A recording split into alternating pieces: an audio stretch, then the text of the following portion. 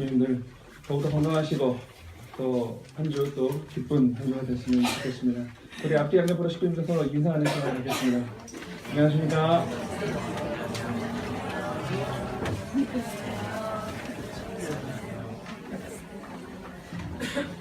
네. 제가 지난주에 책을 한 권 읽었는데요. 수다 떠는 남자라는 책입니다. 소설이 아니라 어떤 그 심리학자가 요즘 남성들에 대해서 분석을 해가지고 되게 쓴 책인데요.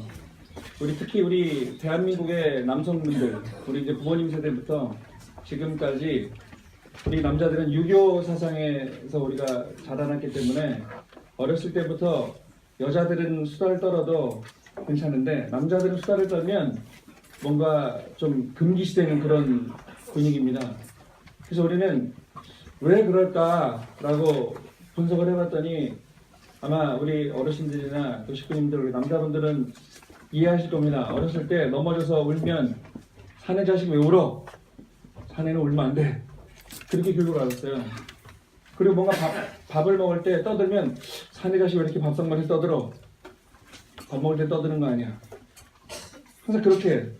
그러니까 저도 그렇게 교육을 받다 보니까 이제 아들 하나 딸 하나가 있는데 아들 녀석이 뭐라고 좀 이렇게 떠들면 이게 남자 자식 이게 사내 자식 이게 주책맞게 떠들고 그래요. 근데 우리 딸애가 막 떠들고 애교를 부리면 좋아요. 괜찮아요. 그러니까 우리 아들은 아마 불만이 굉장히 많은 것 같아요. 그 이야기를 써놓은 겁니다. 이 책이 이 남자들이요 이제 좀 수다 좀 떨어야 된다. 왜냐면 우리는 솔직히 우리 여성분들은 삼삼오오 모여서 우리 어머니들은 남편 욕도 많이 하시고 그죠? 또 뭐 임금님 욕도 한다 그러잖아요 옛날에는. 그러다 보면 속이 후련해지는데 이 남자들은 어디서 모여서 수다를 떨 그런 장소도 없어요. 또 제가 봐온 우리 아버지는 그렇게 수다를 떨지 않으세요. 그러니까 어른들이 모여도 교회 가면 우리 권사님들은 막 우리 교회도 그래요. 이따 예배 끝나고 내려가보시면 알겠지만 권사님들은 막 이렇게 떠드시는데 우리 장로님 방에 오면 과묵하게 식사하십니다. 그리고 뭐 크게 별 말씀들이 없으세요. 그러니까 왜 그러냐 보니까 우리는 너무 그러니까 닫아놓고 살았다는 거죠. 특히 남자들은. 그래서 그 심리학자가 지금 남자들의 성인병이나 우울증이나 화병 같은 것들이 치료하는 방법은 약물도 아니고 그냥 자기 하고 싶은 이야기를 편하게 하게 되면 그게 해결이 되는데 우리는 우리 사회의 이 구조가 너무나 닫고 지내지 않았나라는 그런 이야기를 쓴 책이었습니다. 그래서 근데 저는 이제 목회를 하다 보니까 그래도 많이 수다를 떠는 편인데 앞으로 좀 더 떨어야겠습니다. 우리 장로님들 또 우리 집사님들 남성분들 오늘부터 집에 가셔서 좀 부인분들이랑 그리고 또 우리 자제분들이랑 좀 많이 좀 수다도 떠시고 그리고 가끔 TV 보면서 그러니까 저는 드라마를 좋아하는데 제가 자꾸 드라마 얘기를 많이 드리는데요. 이 드라마를 많이 보면 이 자동적으로 수다를 떨게 되더라고요. 제 별명이 아줌마였거든요. 드라마 보면서 남녀노소를 불문하고 집에 가면 저희 어머니하고도 엄마 그거 봐요? 그럼 본다 그러면 또 거기서 또 이야기꽃이 피고 그러다 보니까 한 주에 우리가 아마 보시는 드라마는 한두 개, 두세 개 있을 겁니다. 근데 한 주에, 일주일이죠. 일주일에 TV에서 방송되는 드라마가 60편이 넘는다는 거. 그러니까 기회는 많이 있습니다. 그러니까 많이 보시고 이제 앞으로 우리 많이 수다 떠는 한 해가 됐으면 좋겠습니다. 그래서 마음 안에 있는 그런 어떤 어려운 내용이나 기쁨이나 다 이렇게 표출시켜서 같이 나눌 수 있는 그런 한 해가 됐으면 좋겠습니다. 그 책을 읽으면서 제가 이 말씀을 준비하면서 지난 과거 한 20년 동안의 우리 사회가 돌아가는 모습을 한번 이렇게 쭉 살펴봤습니다. 지난 90년대, 2000년대를 지나면서 우리 사회가 어떤 모습이냐 살펴봤더니 다이 긍정적이진 않더라고요. 지난 20년을 살펴보니까 첫 번째로 이 지구 가장 문제되는 게 이 지구 이상기온 현상입니다. 제일 큰 문제가 이제 지구 온난화 현상이죠. 그래서 과거 20년 그리고 그 전에 30년, 40년 전보다 지금 북극은 3분의 2만 남았습니다. 그러니까 3분의 1이 비가 사라진 거예요. 여러분 아시겠지만 남극은 대륙이지만 남극은 땅이 있습니다. 근데 북극은 땅이 없어요. 그냥 다 얼음으로 덮인 바다가 얼어서 생긴 그 빙하 대륙이죠. 그게 지금 녹아지고 있습니다. 그러다 보니까 이 많은 양의 큰 대륙의 얼음이 녹아버리니까 해수면이 상승하고요. 저 유럽의 뭐 베네치아라든가 그런 곳들은 지금 이 기존의 마을이 형성된 것보다 해수면이 올라가서 많이 넘치고 있답니다. 그러니까 그런 온난화 현상도 있고, 그리고 이 정치적 문제가 아주 심각한 그런 격동기를 지나왔습니다. 정치적인 부패가 심했죠. 그리고 성숙하지 못한 그런 정치인들의 모습을 많이 봤습니다. TV 뉴스에는 막 뭐 밀가루를 던지고 부시고 멱살 잡고 싸우는 그런 우리 나라를 이끌어가는 분들의 모습을 보게 되죠. 그리고 경제적 문제입니다. 세계적 경제적 공황이 찾아오고요. 우리나라도 과거 IMF를 겪었고요. 그리고 그리스도 얼마 전에 IMF를 겪고 있고, 그럼 유가가 폭등하는 그런 모습을 우리가 봤습니다. 저도 잘 몰랐어요. 기름값이 오르는데 왜 어려워지는가. 모든 생산품이나 공산품들을 만들어낼 때 산업이 다 이 연료를 떼서 하는데 그 기름이거든요. 그 기름값이 올라가니까 당연히 자재비도 올라가고 생산비도 올라가고 모든 물건이 오르게 되죠. 그리고 이제 문화적 차이가 문제가 컸습니다. 국가적인 분쟁, 그리고 그 분쟁을 참지 못해서 전쟁으로 발전하는 것도 있고, 그 내용들을 많이 보게 되죠. 그리고 또 마지막으로 종교 분쟁을 봅니다. 기독교와 이슬람의 그런 싸움, 그리고 이 종교적 이기주의, 우리 종교가 아니면 안 된다. 그래서 우리나라에서도 흔히 말하는 사이비 종교들이 많이 나와서 뭐 영생교라든가 옛날에 또 뭐 다미선교회라든가 이런 교회가 나와서 휴거, 예수님이 곧 오신다. 우리는 그 오시는 날짜를 받았다. 그리고 내가 다시 온 예수이기 때문에 나와 관계를 맺지 않으면 너희들은 구원받을 수 없다. 이런 모습들의 종교들이 많이 생겨났죠. 근데 그런 종교 중에 지금 남아있는 종교는 하나도 없습니다. 특히 성적으로 잘못된, 그리고 금전적으로 잘못된 그런 모든 내용들은 다 사라져가죠. 그래서 이런 과거 20년 동안 모습을 보니까 참 우리는 힘든 시대를 살아왔구나라는 생각을 해보게 됩니다. 그러면 오늘 2016년 지금의 우리 사회 모습은 어떤지 가히 또 긍정적이지만은 않더라고요. 근데 또 살펴보니까 첫 번째로 과학의 발전에 그 가속화가 벌어지고 있습니다. 스마트폰에 더 이 모든 과학이 집약이 되고요. 교통과 의학이 발전하죠. 그래서 우리의 삶이 조금 더 생명이 연장되고 윤택해지는 것 같습니다. 그리고 두 번째로 1인 가족의 진화가 됩니다. 지금 우리 식구님들은 그래도 축복가정, 우린 가정 이상주의이기 때문에, 그죠? 가족을, 부모님께서도 우리 축복가정의 자녀를 많이 낳으라고 말씀을 주셨죠. 그래서 그렇게 우리 가족을 이루고 사는데 지금 세상을 바라보면 1인 가족이 막 증가하고 있습니다. 그래서 전체 우리나라 가족의 24%가 지금 1인 가족입니다. 그래서 주거 형태도 바뀌어가고 있습니다. 그동안에는 좀 넓은 집이, 비싸고 넓은 집이 유행했죠. 아파트도 25평보다는 33평이 좋고 40평, 50평, 60평대가 좋죠. 근데 지금은 혼자 살다 보니까 아무리 큰 집을 줘도 의미가 없는 거예요. 오히려 불편하죠. 넓으니까 청소도 해야 되고. 그러니까 지금 원룸식이나 아니면 방 하나에 거실 하나, 주방 하나 있는 작은 혼자 사는 그런 집들이 많이 늘어나고 있어서 주거 형태도 이제 핵가족화되어 가는 그런 형태로 지금 대한민국이 바뀌어가고 있습니다. 전체 인구의 24%라던데요. 우리가 살고 있는 그런 가족의 형태의 24%가 지금 혼자씩 살고 있습니다. 그리고 세 번째, 결혼율이 급감하고 있습니다. 뭐 3포 세대, 4포 세대. 청년들이 직장을 갖지 못하니까 어떻게 해요? 돈을 벌 수가 없죠. 돈을 벌 수가 없으니까 이성교제도 못하고 결혼할 생각을 아예 못하는 겁니다. 그러니까 아예 혼자 산다. 그러니까 제가 따져보니까 40대까지는 혼자 사는 게 편하겠더라고요.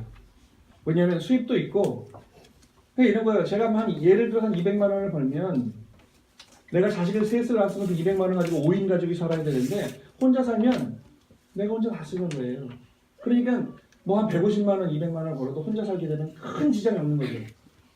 내가 즐길 거 즐기고 차도 빌리고 또 집을 살 필요가 없어요. 요새 아까 말씀드린 그런 주거 형태들이 많이 늘어나니까 그렇게 그냥 결혼율이 급감하니까 어떻게 해요? 자식들을 낳지 않죠. 그러니까 지금 자꾸 노령화되고 이 인구 이 분포도에 문제가 생깁니다. 그리고 그나마 가정을 이루고 살던 가족들도 이혼율이 지금 세계 1위가 대한민국 하고 있습니다. 그리고 자살률도 지금 세계 1위다. 오죽하면 여기 한강에 있는 다리들을 걸어서 건너가 보셨나요? 거기 보면 난간에 참 재미있는 문구들이 써 있어요. 하도 뛰어다니는 사람이 많으니까 뛰어들기 전에 그 난간에 쭉 처음부터 끝까지 쭉 글이 써 있어요. 다시 한번 생각해봐라. 뭐 너는 이 세상의 주인공이다. 뭐 힘들 때 친구를 생각. 별 문구들이 마포대교부터 동호대교, 동작대교 쭉 써 있더라고요 보니까. 우리 사회가 이렇게 각박한 사회가 되어져 가고 있습니다. 그리고 개인주의가 가속화되고 있습니다. 한 10년 전만 해도 우리가 일본을 욕했어요. 우리 일본 시키는 말 계시지만 일본 가보니까 참 재밌더라고요. 우리는 혼자 밥 먹는 사람 보면 좀 이상하게 생각해요. 저 사람 왜 그러지? 특히 남자가 혼자 먹으면 더 이상해요. 우리 사회가 그랬어요. 근데 일본에를 수련 때 가보니까 혼자 먹는 식당, 1인 전문 식당이 많이 있더라고요. 독서실처럼 칸을 막아놓고 라면을 먹습니다. 주문도 여기요! 이렇게 주문 안 해요. 그냥 독서실 칸막이 내 뒤에까지 막혀있으면 이 앞에가 이 밑에 조금 뚫려 있어요. 거기다가 내가 먹고 싶은 라면 번호 써서 번호만 쓱 집어넣으면 한 2분 있다가 이쪽으로 라면이 쑥 나옵니다. 그 라면 맛있게 먹고 거기다 돈 딱 내고 쓱 가면 돼요. 왜 그럴까? 아니 밥 먹을 때는 서로 대화도 나누고 그래 즐거운데 아니라는 거예요. 그 생각에 그 의미가 되게 간단합니다. 밥 먹는 시간만이라도 나는 좀 혼자 있고 싶다. 직장에서 상사들이랑 부딪혀요. 집에 가면 가족들이랑 부딪혀요. 어디 가면 또 친구들이랑 부딪혀요. 나 혼자일 수 있는 공간이 없다는 거예요. 그래서 지난주에 TV 보니까 혼자라는 혹시 단어를 네이버나 한번 쳐보십시오. 그러면 혼자라서 외롭다. 혼자라서 힘들다가 2년 전에는 최고 1등의 키워드였는데 지금은 혼자라서 좋다. 혼자라서 편하다. 혼자라서 행복하다라는 게 키워드가 바뀌었다는 거예요. 그리고 우리나라도 지난주 방송입니다. 우리나라도 홍대 쪽에 가니까 여러분 혹시 혼자 식당 가서 밥은 드셔보셨죠? 그죠? 저도 자주 먹는데요. 혼자 식당 가서 고기 구워 먹어본 적 있으세요? 없어요. 저도 그 생각은 뭐 설렁탕이나 이런 건 먹으러 가지만 혼자 가서 여기요 고기 좀 주세요. 이거 쉽지 않습니다. 근데 요즘 그렇게 1인 생활이 늘어나다 보니까 혼자 고기를 먹으러 가는 식당이 많이 늘어나고 있대요. 특히 소고기를. 삼겹살은요 정육점에서 사다가 집에 혼자라도 구워 먹는데 한우 소고기를 혼자 이거 쉽지 않습니다. 그래서 혼자 한우를 먹을 수 있는 고깃집이 늘어나는데 바처럼 돼 있어서 혼자 딱 요만한 화로를 줍니다. 화로가 나오면 여기다가 혼자 구워 먹는 거예요. 근데 그 모습이 참 청승맞아 보이는데 그 먹는 사람들 인터뷰하니까 너무 행복하다는 거예요. 나 혼자 사는데 좀 부대끼기 싫은데 혼자 이 소고기를 구워 먹을 수 있는 게 너무 행복하다는 거예요. 우리 사회가 이렇게 변해가고 있습니다. 그러니까 혼자 있고 싶은 이런 개인주의가 가속화되고 있습니다. 그리고 개인주의가 가속화되다 보니까 어때요? 개인 및 가족 이기주의가 극대화되고 있어요. 우리가 응답하라 그 1988 드라마를 보면서 다시 한번 생각했던 게 맞아. 우리가 한 20몇 년 전에는 저랬지. 밥 때가 되면 야 이거 앞집에 좀 갖다 주고 와. 일부러 좀 더 많이 해서 그죠? 앞집에 나눠주고 옆집에 나눠주고 그 드라마의 모습에서 그 5 가족의 모습은 아주 따뜻했어요. 근데 한 20몇 년 지나니까 우리가 휙 하고 뒤집어진 게 아니라 가랑비에 어쩌는지 모르는지 그렇게 20몇 년이 지나다 보니까 생각해보니까 지금 내 윗집에 옆집에 누가 사는지도 몰라요. 아파트는 오히려 문 잠금 장치를 2개, 3개, 4개 해가지고 꽁꽁 잠그고 살죠. 그 윗집에도 좀 뛰었다고 해서 쿵쿵대다에서 올라가서 싸우다가 죽이기도 하고 이런 개인 가족 이기주의가 극대화되고 있습니다. 그래서 왜 이런 문제들이 생기는가 보니까 이 모두가 이 마음의 문제, 우리가 갖고 있는 오늘을 살아가는 우리의 마음의 문제더라. 그래서 이러한 핵가족화, 이 개인 이기주의를 살펴보는 학자들이 이야기합니다. 이제 많은 사람들이 우리가 내 마음 속에 무엇이 들어있는가, 내 마음의 상태가 어떤가를 생각해 보라고 이야기를 합니다. 그래서 요새 많은 사람들이 이 마음의 문제에 관심을 갖기 시작했어요. 그게 뭐냐? 그러니까 어떻게 해요? 외롭다 이거예요. 그러니까 명상하기 시작합니다. 그것도 안 돼요. 상담사를 찾아가서 나의 외로움을, 나의 아픔을 이야기합니다. 만약에 가족이 있고 친한 친구가 있으면 그렇게 나눠도 될 건데 1인 가족과 핵가족화 되다 보니까 내가 마음을 털어놓을 장소가 없는 거예요. 그러니까 어떻게 해요? 상담사를 돈 주고 찾아갑니다. 이것도 안 되는 사람은 어떻게 해요? 정신과 치료를 받죠. 근데 오늘 여기 계신 식구님들은 참 복받으신 분들이에요. 그래도 뭔가 예배 나와서 기도를 드리고 또 예배 끝나고 같이 식사를 나누면서 대화할 수 있는 우리 식구라는 존재들이 있다는 것이 굉장히 다행이 아닌가 생각을 해보게 됩니다. 그래서 우리는 지금 아까 처음에 말씀드렸지 수다를 떨어야 되는데 내 마음에 담겨 있는 것도 좀 끄집어내서 대화를 나눠야 되는데 대화 나눌 곳이 없다는 거예요. 그래서 이 지난 연말에 어떤 그 조사 갤럽에서 조사를 했는데요. 앞으로 10년, 20년 뒤에 가장 전망 좋은 직종이 무엇이냐? 의사, 판사, 변호사, 연예인 아니라는 거예요. 상담사나 목사가 제일 전망 좋은 직종이랍니다. 왜냐하면 식구들을 상담하고 신앙적으로 대화를 나눠주고 마음의 평온을 찾아주기에 노력하는 그러니까 너무 각박한 삶을 살다 보니까 이 사람들이 내 마음을 쏟아낼 수 있는 곳을 찾는다는 거예요. 그래서 상담사나 아니면 목회자가 가장 전망 좋은 직종이라고 하더라고요. 괜찮죠? 제 직업도 그럼? 그래서 지금 이 마음의 문제를 다루는데 그리고 이 마음의 문제가 뭐하고 결부되냐면 이 사람의 도덕성이나 윤리성까지 결부가 됩니다. 그래서 오늘날 이 대기업에서도 사람을 뽑는데 어떤 사람을 뽑느냐? 실력 좋은 사람. 그렇죠. 한 20년 전에는 실력 최고 좋은 사람, 영어 점수 제일 토익 점수 높은 사람, 학벌 좋은 사람, 좋은 학교 나온 사람을 위주로 뽑았습니다. 근데 그런 사람들을 뽑다 보니까 그 사람의 인성이라든가 도덕성은 배제하고 실력만 가지고 뽑다 보니까 어느 정도 레벨이 되면 그 회사의 이 노하우를 가지고 다 더 돈 많이 주는 회사로 이직을 하더라는 거예요. 그래서 지금 삼성이나 LG나 이런 또 세계적인 굴지의 기업들은 뭘 봅니까? 이 사람들의 도덕성을 강조하고 있습니다. 그리고 대기업은 그 미리 들어온 사람들에게 도덕성 강의를 하고 인성 강의, 인문학 강의를 많이 한답니다. 일부러 돈을 비싸게 주고 좋은 강사들을 초청해서 인문학 강의, 요새 인문학이 굉장히 막 늘어나고 있죠. 그리고 같은 점수라고 한다면 아니면 조금 떨어진다고 한다면 인성이 높은 사람, 도덕성이 좋은 사람을 뽑는다고 해요. 그러면 이런 어려운 이 시대를 겪어가고 있는 우리인데 이 사회적 문제를 해결할 수 있는 방법은 무엇이냐? 많은 사람들이 연구합니다. 이 혼란한 세계를 어떻게 우리가 타파해 나갈 것인가? 또 그 각 분야의 연구원들은 연구하죠. 논문을 써서 제출하죠. 통계적으로 여러분 우리가 지금 우리가 배우고 있는 모든 학설이라든가 모든 그런 어떤 발전되는 그 내용들은 논문입니다. 쉽게 말하면 그 분야에 좀 똑똑한 사람들이 연구를 통해서 내가 연구해 보니까 이렇더라라고 하는 결과를 내는 거죠.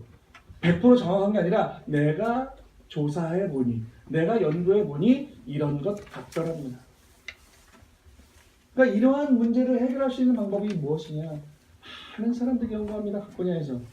앞으로 우리 식량 문제, 이 대기 오염 문제 어떻게 해결할 것이냐? 그러니까 자꾸 여기서 해결할 생각을 하면 어떻게 나가려고 그래요. 그러니까 미 우주항공 나사 아니면은 이 우주를 좀 많이 개척한 러시아나 일본 이런 사람들 자꾸 밖으로 나가려고 그럽니다. 지구 밖에. 근데 우리가 거창하게 생각하시지 말고 정말 간단하게 생각할 필요가 있어요. 이 어려운 문제들을 해결할 수 있는 방법 딱 한 가지 있습니다. 뭡니까? 원리입니다. 이 피조세계를 창조하고 그리고 그 하늘 부모님 아래 한 가족의 세계를 이루려고 했던 하늘 부모님의 창조 이상이 뭐냐면 하늘 부모님을 중심한 인류 한 가족의 세계입니다. 그리고 분명히 우리가 배웠지만 창조하는데도 그냥 대충 도깨비방망이로 전지전능 하나님이니까 뚝딱 만들어 놓는 것이 아니라 그 하나하나 이 디테일하게 모든 것들을 창조할 때 창조의 법칙이 있었습니다. 그게 바로 우리가 배운 창조 원리죠. 그러니까 어떻게 보면 굉장히 간단한 거죠. 이 모든 어려움들을 우리가 해결할 수 있는 방법 원리대로 살면 된다 이거예요. 근데 많은 사람들이 이 원리 내가 어디서 왔고 나는 어떻게 살아야 되며 어디로 가는가에 대한 원리를 제대로 모르니까 우리는 자꾸 복잡한 것만 파고 들어갑니다. 어떻게 보면 이 어려운 세상을 풀어가는 주인공들은 이 제일 하단부에 있는 우리 서민들이 돼야 되는데 자꾸 뭔가 분야의 전문가들에게 기대됩니다. 그 전문가들이 뭔가를 해낼 거라는 생각을 갖고 있어요. 근데 우리가 적어도 원리를 나누는 식구님들 우리가 생각해야 될 것은 복잡하게 거창하게 아니라 왜 하늘 부모님이 이 피조세계를 창조하셨고 타락으로 잃어버렸는데 그럼 왜 목기 섭리를 통해서 이거를 다시 되찾으려고 하느냐라고 하는 원리를 우리가 제대로 알면 어떻게 보면 이 어지러운 세상을 모든 문제들을 간단하게 풀 수 있지 않을까라는 생각합니다. 그래서 어느 마라톤 선수의 인터뷰를 한번 제가 이 기사를 보다가 읽은 적이 있어요. 몇 년 전에 어느 마라톤 대회에서 우승한 사람입니다. 42.19를 2시간 정도에 뛰니까 얼마나 힘들어요, 그죠? 보통 우리 여기 남성분들 지금 제 나이에 100m를 뛰려면 빠른 사람이 한 15, 16초 뛸 겁니다. 우리 나이에. 물론 저도 고등학교 때는 12초까지 뛰어봤습니다. 근데 42.19km를 1등으로 들어오려면 42.19km를 100m로 나서 모든 100m를요 15초에 뛰어야 된답니다. 그러니까 우리 같은 사람은 전력질주로 42km를 뛰어야 2시간 정도 이 세계적인 선수가 되는 거죠. 얼마나 힘들겠어요, 그 선수들은. 그 1초를 단축하기 위해서 얼마나 힘든 고생을 하겠습니까? 1등을 했어요. 이 사람 인터뷰를 합니다. 누가 김선수다. 김선수 어떻게 이렇게 1등 할 수 있었어요? 1등을 할 때 이 과정에 가장 힘든 게 뭐였습니까? 라고 마이크를 딱 대니까 그 선수가 이야기해요. 제가 이 우승으로 들어오는데 이 2시간 동안 가장 힘들었던 것은 호흡곤란도 아니고 근육경련도 아니고 힘든데 이 허리도 아니고 가장 나를 힘들게 했던 거는 신발 안에 처음에 뛰는데 딱 모래할 만한 이 돌멩이가 하나 들어갔는데 그게 2시간 동안 자기를 굉장히 제일 심하게 고통스럽게 했대요. 그렇다고 뛰다가 중간에 벌어 털 수도 없잖아요. 그 2시간 동안 그 모래알갱이를 이 신발 한쪽에 들어 뛰는데 그게 그렇게 아프고 이게 돌아다니면서 발바닥을 긁고 뛰는데 나중에 도착해서 보니까 그 돌멩이 들어간 신발 발바닥만 물집이 여기저기 막 생기더라는 거예요. 그러니까 이 마라톤 선수의 인터뷰를 보고 새삼 깨닫는 것이 있습니다. 우리는 그 정말 고통 속에서 2시간을 미친 듯이 뛰어서 꼬리에서 1등한 금메달을 딴 사람에게 정말 그 사람이 좀 더 시켜주고 싶고 인터뷰를 통해서 이 사람을 띄워주고 싶어서 어떤 게 가장 힘들었습니까? 그때 제일 그 인터뷰하는 사람들의 반응은 제가 힘들었지만 이 악물고 다리도 아프고 허리도 아프고 근육경련이 왔지만 내가 우리 조국에 어쩌고 위해서 이걸 바랬는데 아니요, 요만한 돌멩이 하나가 저를 가장 괴롭혔습니다. 이 내용을 볼 때 우리가 인생을 살면서 우리를 정말 힘들게 하는 건 어떤 큰 문제가 아니라 일상에서 벌어지는 아주 작은 문제들이 우리를 힘들게 하죠. 그죠? 예를 들면 만약에 우리가 살면서 내 부모님이 돌아가셨다. 정말 슬픈 일입니다. 그죠? 내 부모님이 정말 슬프겠죠? 근데 그 슬픔이 얼마나 가겠습니까? 아니, 부모님이 돌아가셨어요.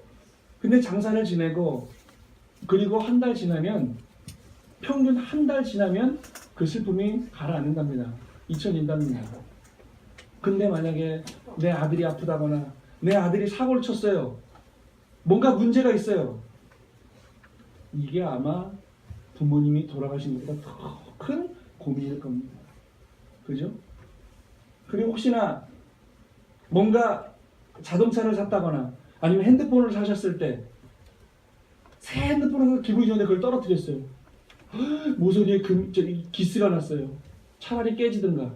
깨지면 포기가 쉬워요. 액정 갈자. 근데 거기서 콕 기스가 나면 계속 한 달이고 2달이고 기스를 보면서 아유, 그거 떨어뜨리지 말걸. 어이구, 이 바보 같은 놈. 내가 어이구 그런다는 거죠. 정말 사소한 게 우리를 힘들게 만들고 있어요. 우리가 95년도에 큰 사건들이 있었습니다. 성수대교가 무너졌죠. 삼풍백화점이 무너졌습니다. 이거 굉장히 전 세계적으로 창피한 일이었어요. 어떻게 그 큰 대교가 어디 저 동남아시아 아니면 저 네팔, 캄보디아, 라오스도 아니고 대한민국에서 상판 한쪽에 뚝 떨어졌죠. 차라리 우리 영화에서 보던 것처럼 폭격 맞아서 이렇게 주저앉던가 그게 아니라 멀쩡한 다리가 한 칸이 뚝 떨어졌어요. 삼풍백화점은 그건 더 창피한 일이죠. 어떻게 그 큰 백화점이 무슨 폭탄장치에서 그 철거할 때처럼 폭삭 주저앉았죠. 그래서 보니까 그 삼풍백화점 성수대교의 문제점을 전문가들이 분석해 보니까 작은 균열이요 걷잡을 수 없는 결과를 초래합니다.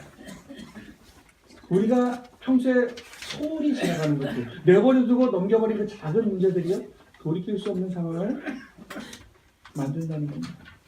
그러니까 우리가 평소에 크게 고민하는 거 말고 작게 사소하게 이 정도면 괜찮을 거야 라고 했던 것들이 우리를 더욱더 크게 힘들게 하더라. 그래서 우리는 뭐냐, 오늘 이 말씀의 이 핵심 뭐냐면 사소한 것에 관심을 가져야겠다는 거죠. 우리의 이 복귀 섭리, 참 부모님을 중심하고 우리가 이 헤쳐나가는 복귀 섭리가 어떻게 보면 엄청난 하나님적 가치에 이를지도 모르겠습니다. 하지만 이 복귀 섭리의 주인공은 누구냐? 바로 나라는 것이죠. 내가 오늘 어떻게 사느냐, 내가 오늘 하루를 어떻게 보내느냐에 따라서 영적인 판도가 하나님 편이 우세하냐 사탄 편이 우세하냐가 오늘 나 하나의 삶으로 왔다 갔다 한다는 사실을 우리가 잊지 말아야겠습니다. 그래서 오늘 본문 말씀에 봐서도요, 아버님께서는 아주 사소한 것, 사소한 사람에게 굉장히 소중하게 생각하시는 그런 분이 바로 우리 아버님이었습니다. 아까 본문 말씀이 있습니다. 내가 이북에 가게 되었을 때 그가 죽지 않았으면 찾아올 것입니다. 만일 죽었으면 내가 그 무덤을 찾아가서 비석을 하나 세워줘야 되겠다고 생각합니다. 너의 정성이 끊이지 않았다면 남한과 북한이 앞으로 만날 날이 있을 것이다 라고 생각하고 지금까지 기도하고 있습니다. 문안개씨, 문시성을 가진 사람이 있었다 그러잖아요. 이 사람이 같이 감옥에 있으면서 문시성을 가진 그 아버님의 삶에 그 한 13개월 정도에 너무 감동을 받습니다. 이분이 오신 성자가 아닌가 깨달음을 얻고 가족까지 다 버리고 나는 선생님을 따라가겠습니다. 아버님 만류했습니다. 너는 네 가족을 지켜라. 아닙니다. 지금 가족이 중요한 게 아닙니다. 이 나라와 이 세계를 구원하실 우리 선생님이 오셨는데 지금 가족이 중요한 게 아닙니다. 그리고 아버님을 따라 나섰던 그 문시성을 가진 사람이에요. 그 다음 페이지에 보면 오늘 이 본문에는 안 들어갔지만 그 참부모경에 그 다음 페이지에 그 사람의 이름이 나오고 그 사람이 어떤 사람인가 나옵니다. 아버님하고 큰 관계에 있는 사람은 아니었어요. 근데 아버님은 그 문시성을 가진 사람을 가인 편에 세우시고 섭리적으로 당신이 아벨 편에 쓰시면서 섭리를 이끌어 가시죠. 예수님도 그랬습니다. 예수님도 당신 십자가상에 달렸을 때 처음 봤던 그 오른편강도 예수님을 증거하고 예수님을 따뜻하게 한마디를 주었던 그 오른편강도를 잊지 않으시고 어떻게 해요? 너는 나와 함께 낙원에 머무르리라 라고 축복을 하십니다. 그래서 우리가 어떻게 해요? 사소하게 생각해서는 안 되는 것들이 있습니다. 오늘 이 섭리 시대를 살아가는 이 섭리를 우리가 담당해서 이끌어가는 우리 통일가의 우리 축복가정들이 사소하게 생각해서는 안 될 것이 있습니다. 그게 무엇이냐? 오늘 내 마음의 상태입니다. 내가 오늘 이 마음의 상태가 어떠한 상태냐? 내가 오늘 감사하는 마음을 갖고 있는 상태냐? 내가 오늘 기쁘냐? 내가 오늘 행복하기 위해서 무언가를 노력하고 있느냐? 아니면 세상은 원래 그렇지. 이 타락한 세상, 한 세상 살다가 나도 그렇게 가다 보면 그렇게 살면 되겠지라고 혹시나 내 마음의 상태, 나의 신앙 상태가 어떤지를 우리가 사소하게 그냥 넘겨서는 안 되겠다라는 이야기입니다. 그리고 또 하나 뭡니까? 우리 자녀들의 혈통교육입니다. 우리 축복가정들은 우리 2세들, 3세들 많이 나눴습니다. 지금 우리도 성학생 수련도 하고 어제는 우리 주일학교 학생들 수련도 했습니다. 아시다시피 성학생들은 말레이시아 갔다 왔죠. 그리고 교구 수련을 갔다 왔습니다. 아까 영상에 나왔던 것처럼 성화총회도 다녀왔습니다. 그 어저께 여기서 우리 주일학교 교육을 하는데 참 재밌더라고요. 주일학교 교육은 우리 집사람한테 맡기고 집사람이 이제 여기서 강의를 하는데 아이들을 놓고 사택에서 사택이 막 울리는 거예요.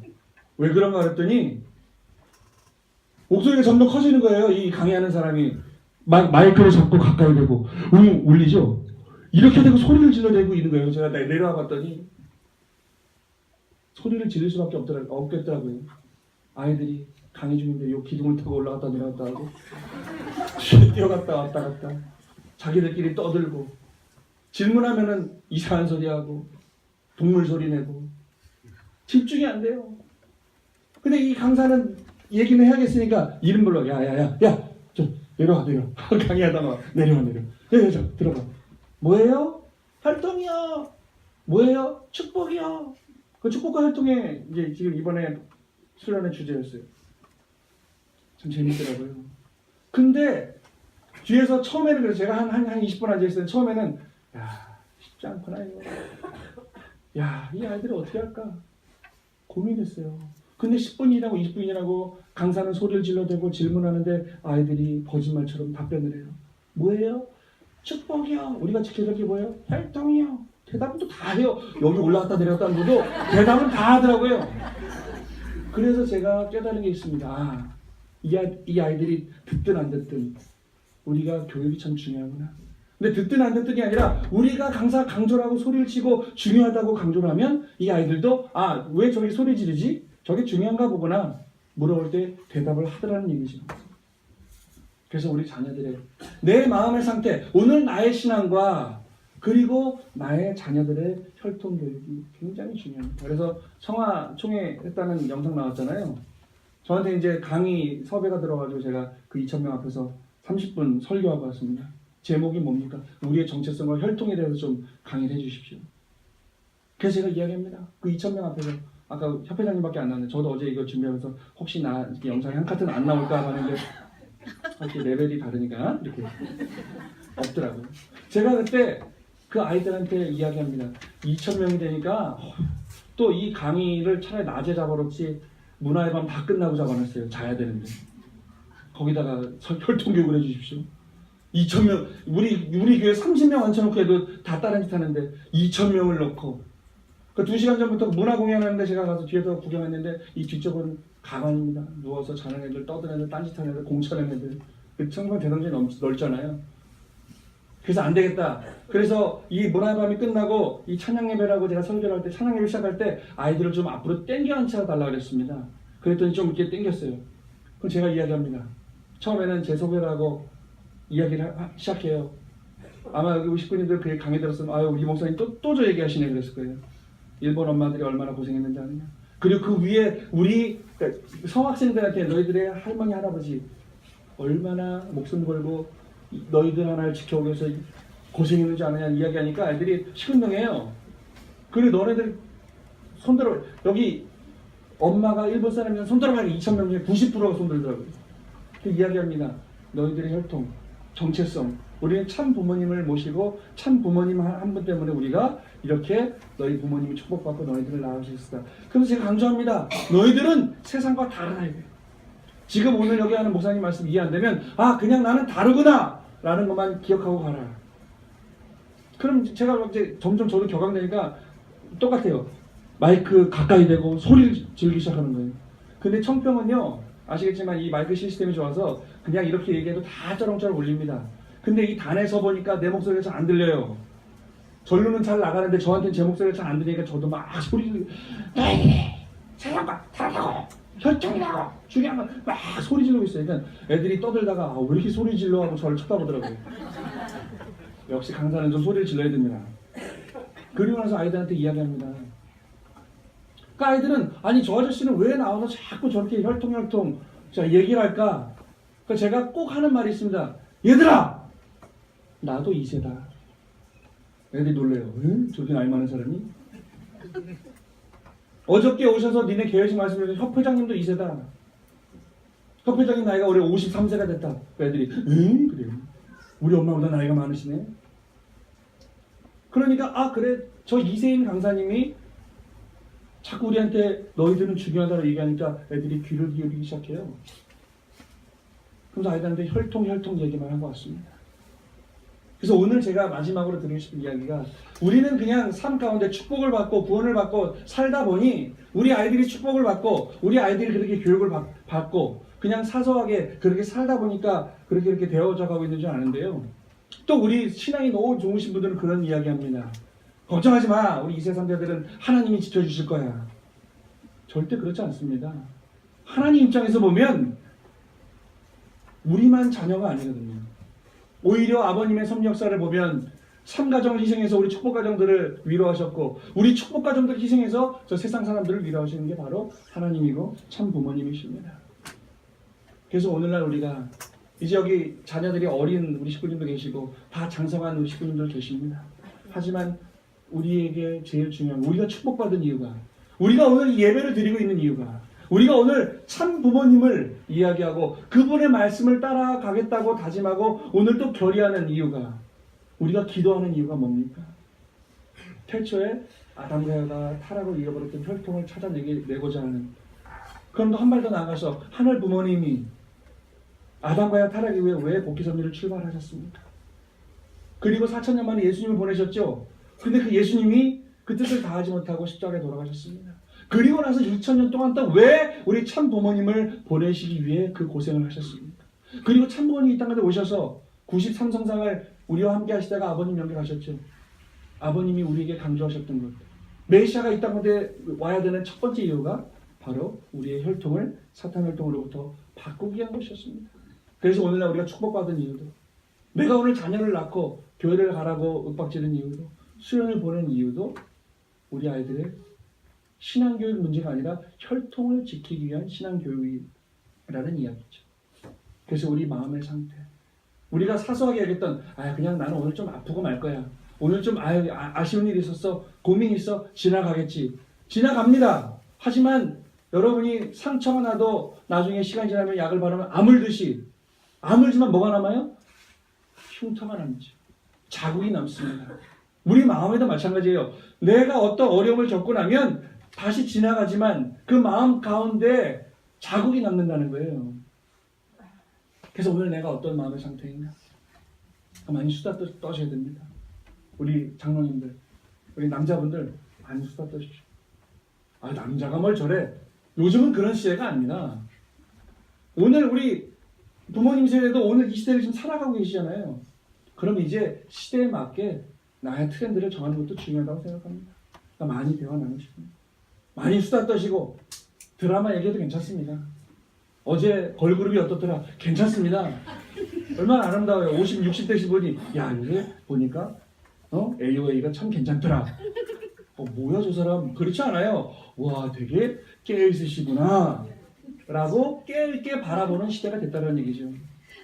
그래서 오늘 우리가 내 마음의 상태와 우리 아이들의 교육에 많은 관심을 가져야겠습니다. 그래서 우리 지난주에 예배 끝나고 사택에서 당회됐어요. 예산도 정하고 여러 가지를 했는데 우리 장로님 한 분이 저한테 말씀하시더라고요. 우리 목사님은 우리 2세들 교육, 성학생 교육에는 관심 많으신데 우리 아이들 축복에는 조금 관심이 없으신 것 같다. 제가 솔직히 말씀드리면요, 우리 성학생 아이들 교육보다 우리 지금 2세들의 축복의 교육 관심이 더 많습니다. 근데 제가 신경을 안 쓰는 게 아니라 아시겠지만 지금 전 세계 우리 통일교회 축복이 정체되어 있습니다. 2세 축복이. 왜 그래요? 사람이 없습니다. 세상으로 나간 친구들도 많고 축복에 관심 없는 사람도 많고. 그래서 우리가 다시 한번 관심을 가져야 될 것은 무엇이냐. 오늘 장성에 머린 우리 자녀분들이 있으신 분들은 모르겠지만 이제 여기 이제 성화학생 유년부 키워가는 우리 아이들한테 어떤 교육을 할 것이냐. 그 혈통 교육을 해야 됩니다. 우리가 축복받은 이유, 오늘 내가 살아가는 이유가 그 혈통을 지키고 혈통을 이어나가기 위한 우리의 신학이라는 사실 잊으시면 안 되겠습니다. 그래서 오늘 기대의 법칙이라는 게 있습니다. 기대의 법칙이 뭐냐? 이 부모의 기대, 부모가 이 자녀를 기대하면 자녀의 미래가 결정된다 그래요. 부모가 얼마나 내 아들에게 기대를, 내 딸에게 기대를 갖느냐, 얼마나 사랑하느냐, 얼마나 관심을 가져주냐에 따라서 이 자녀들의 미래가 좌지우지된다고 합니다. 그리고 중요한 거 있어요. 형제자매의 기대. 부모님은 당연히 관심을 가져요, 자식들한테. 근데 형제들끼리는 그렇게 친하지 않아요. 어렸을 땐 몰라도 특히 중학생, 성학생이 되고 나서부터는 별로 이야기도 안 하고, 특히 이 성이 다른 남매간에 볼 필요가 없습니다. 마지막으로 자신의 기대입니다. 가장 큰 역할을 한다 그럽니다. 내가 오늘 어떻게 살 것인가? 나는 누구인가? 나는 하늘 부모님의 자녀다. 나는 축복받은 축복가정의 자녀다. 그래서 나는 어떻게 열심히 살고 싶다. 하나님의 말씀대로 원리대로 살고 싶다 라고 하는 그러한 역할을 한다고 합니다. 그러니까 이거는 우리 아이들 뿐만 아니라 우리 식구님 전체가 내가 오늘 어떠한 존재냐, 하늘 부모님의 아들, 딸이다, 참 부모님의 자녀다라고 하는 그런 기대를 가지고 우리 아이들을 바라보고 우리 세상을 바라본다고 한다면 오늘 우리가 꼭 지켜나가야 할 것, 우리의 미래와 우리의 혈통과 우리의 정체성은 앞으로 극대화될 수 있다고 저는 확신합니다. 왜냐면 그 극대화를 보여주셨던 분들이 바로 우리 선배님들, 목숨을 걸고 부모님 말씀을 따라서 헌신했던 그 시대가 있었기 때문에 오늘 우리가 이런 좋은 환경에서 194개국에 나가면 우리 식구들이 다 있는 이러한 환경에서 우리가 생활할 수 있다. 말레이시아 가서 우리 아이들이 가장 크게 쇼킹받은 게 그겁니다. 자연, 원숭이, 이 겨울인데 더워서 그게 아닙니다. 우리 아이들이 가장 크게 쇼킹받았던 건 말은 통하지 않지만 피부색은 다르지만 여기에도 우리 축복하는 있구나. 여기에도 나와 같은 2세들이 있구나라는 거에 가장 큰 쇼킹을 받았다. 그리고 나서 소감문을 씁니다. 저도 통일교육인 게 자랑스러워졌어요. 교회 안 빠지고 열심히 갈 겁니다. 그렇게 아이들이 생각하는 모습을 봤습니다. 그래서 우리 아이들, 우리 자녀들에게 미래를 희망하는 우리가 됐으면 좋겠어요. 그래서 우리가 끝까지 지켜나갈 것이 무엇이냐? 첫 번째는 게 뭐냐? 참부원을 중심한 신앙이다.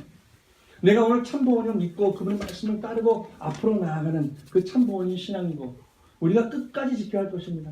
어떠한 유혹이 와도 어떠한 태클이 들어와도 변하지 않는 그것이 바로 우리가 참부원을 모시고 하는 신앙이 바로 우리가 끝까지 지켜나갈 것이다.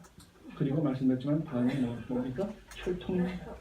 참 부모님을 중심한 혈통을 지켜나가는 것이 우리가 반드시 끝까지 지켜나갈 것이라고 생각을 합니다. 성법의 식구 여러분, 새해에는 이제 다음 주면은 설날이죠. 양력으로는 새해가 밝았지만 이제 우리의 설날이 찾아옵니다. 이 새해에는 좀 더 내 마음이 어떤지, 내 마음이 무거워 나누시면 좋겠습니다. 많이 대화 나누시고 많이 수다 떠시는 한 해가 됐으면 좋겠습니다. 이 말씀을 정리해보면 처음에 우리가 수다 떠는 걸로 인해서 결국에 우리가 끝까지 지켜나갈 것들을 지켜나갈 수 있다는 말씀을 드리고 싶습니다. 새해는 더욱더 건강하시고 더욱더 기쁘고 더욱더 행복한 그리고 많이 나누는 그런 한 해가 됐으면 좋겠습니다. 기도하겠습니다. 존귀하신 하나님 부모님, 사랑하는 천지인 참